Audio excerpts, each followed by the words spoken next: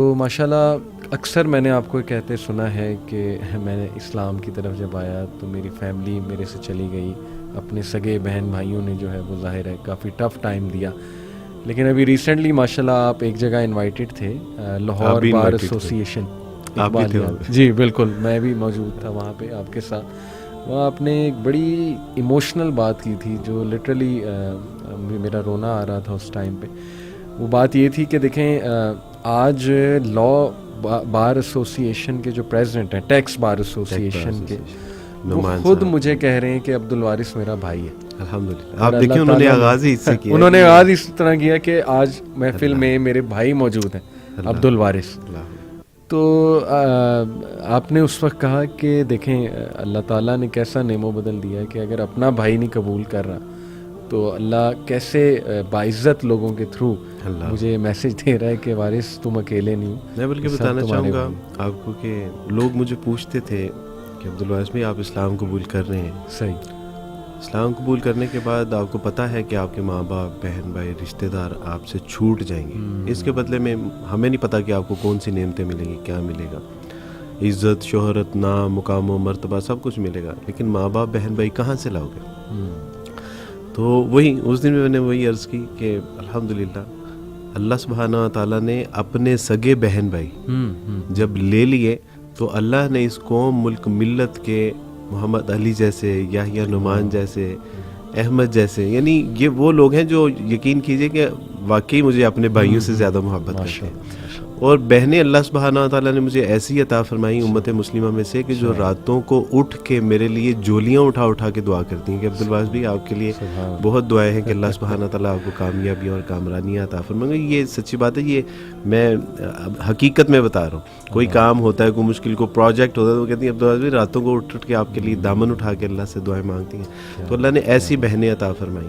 اللہ سبحانہ تعالیٰ نے ایسے بزرگ عطا فرمائے کہ جنہوں نے یقیناً والدین سے بھی زیادہ جو ہے وہ میرا خیال رکھا، محبت، شفقت، اور سر پہ اپنا ہاتھ رکھا. اور کبھی زندگی میں مشکل یعنی نشیب و فراز بھی آئے اور انہوں نے اس میں جو ہے وہ کبھی مجھے تنہا نہیں چھوڑا اور ہمیشہ خیال رکھا. الحمدللہ.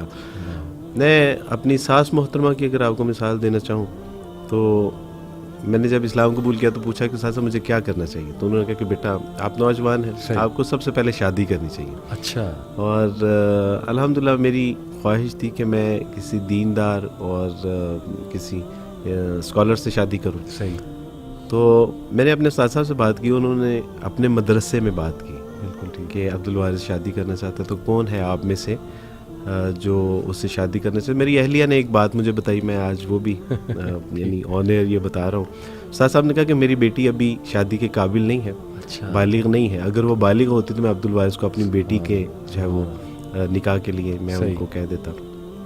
تو میری اہلیہ نے کہا کہ ہمیں بڑا شوق ہوا کہ یہ یعنی کون ہے جو اتنا. تو استاد صاحب نے اس کے بعد پھر ان کے گھر والوں سے، تو اس وقت علی بھائی میں جاب کرتا تھا اور نامنل سی جاب تھی، ایک بائک تھی، گھر بھی نہیں تھا.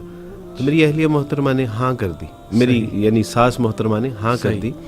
تو میں نے ان سے پوچھا یعنی دبے لفظوں میں کہ میرے پاس نہ گھر ہے، نہ کوئی میرا نام ہے، نہ کوئی میری پہچان ہے، اور ابھی مجھے 1-1.5 سال ہوا ہے اسلام قبول کیا. صحیح.